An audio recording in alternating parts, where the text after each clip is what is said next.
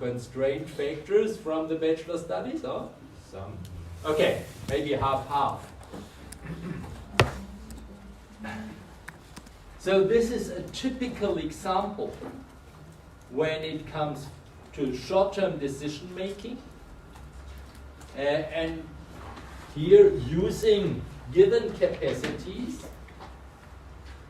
where you use contribution margins and not full cost or margin based on absorption costing.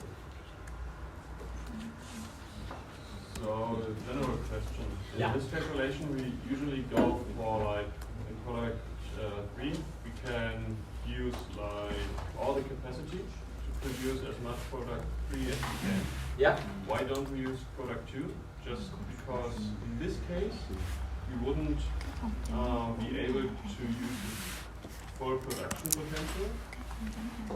Because I did a little calculation. So if we go for product 2, contribution go margin for chia like chia cho họ 243,000, margin hour per and then we unit have của like 1.7 4 chế bạc. hours left for the production.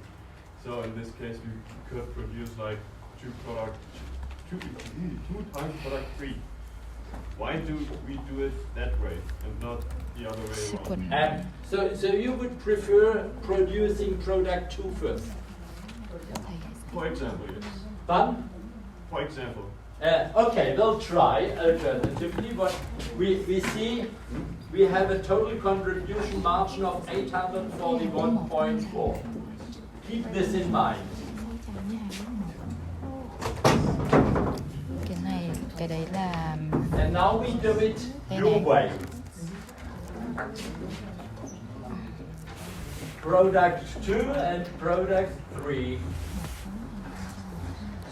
And what you are saying is produce first product 2. We have 500 units sales potential. We require 7 hours. So if we produce product 2, we need to calculate 3,000 hours over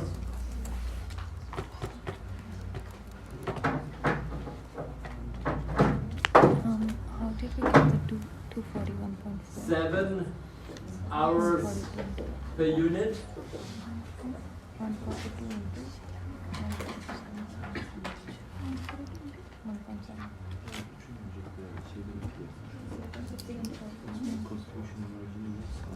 The answer is we can produce 428 units.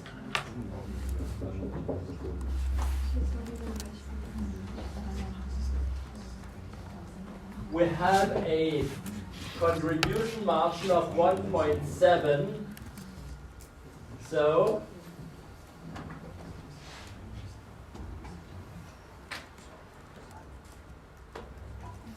it's 728, right?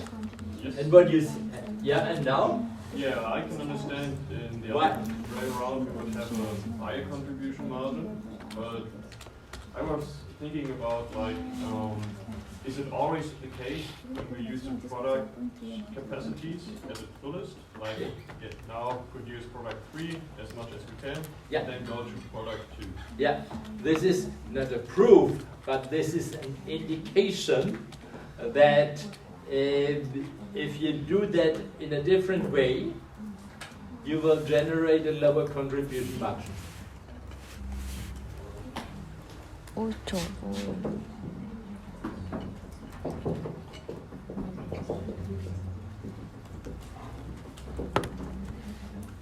And this is some kind rational, because if you have a limited factor, you generate the highest contribution margin if you first produce the product with the highest contribution margin per limited factor.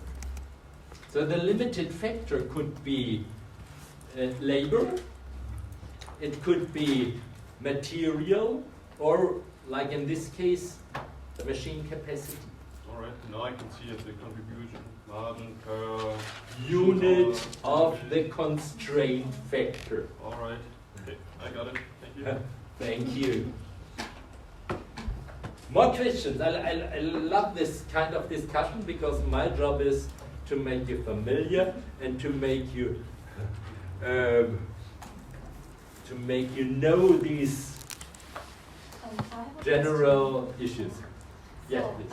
I understand that this case is about the certain decision that we want to make the biggest profit, but Yeah. according to the contribution margin ratio of product 2, it's actually 81%, and it's way higher than the product 3. Yeah. So, like, is it possible, like, for the long-term decision, like, we will like buy more machines to the product 2 because it's more profitable, considering with the margin ratio? It's interesting here. You have a really high contribution margin because the sales price is quite low compared to the contribution margin. On the other hand, you need 7 hours. Yeah. So, It's like a, in this case, the contribution margin, oops, good morning, sorry. In this case, the contribution margin ratio does not matter. Because, interestingly, if you have a product with a higher price and a lower contribution margin ratio, but maybe this product does not require so much capacity, it's more relevant that you have a contribution margin per your constraint factor. Contribution margin ratio does not help. It just tells you that compared to revenues, you earn quite a lot, but not compared to your capacity utilization. Good issue. I come to another decision-making situation. When it comes to replacement decisions, we have an interesting case. Here, they have a machine. Original cost were 80,000. They have already an accumulated depreciation of 50,000. So the book value is 30,000. Disposal price is 14,000. So if they purchase a new machine, they would sell the old machine and for 14,000 euros. And now the annual cost of these machines are 46,000, while the new machine is much more efficient. The new machine has annual cost of 10,000. And the question is, shall we replace this machine based on a new acquisition cost of 105,000 euro? Useful life is the same. So how do we do this calculation? Not considering, by the way, the time value of money. So just do not consider time value of money. We do not discount here. But if you consider these pieces of information, shall we replace or shall we continue with the old machine? How would you do this calculation? I will replace machine because I calculated the outflow of the future cost of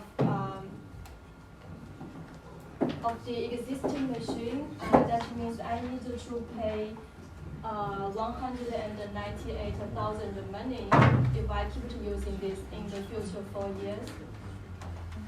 Again, 190? 198,000 for the next 4 years. It's That's all. If you say annual cost. yeah. So, keeping old machine and replace.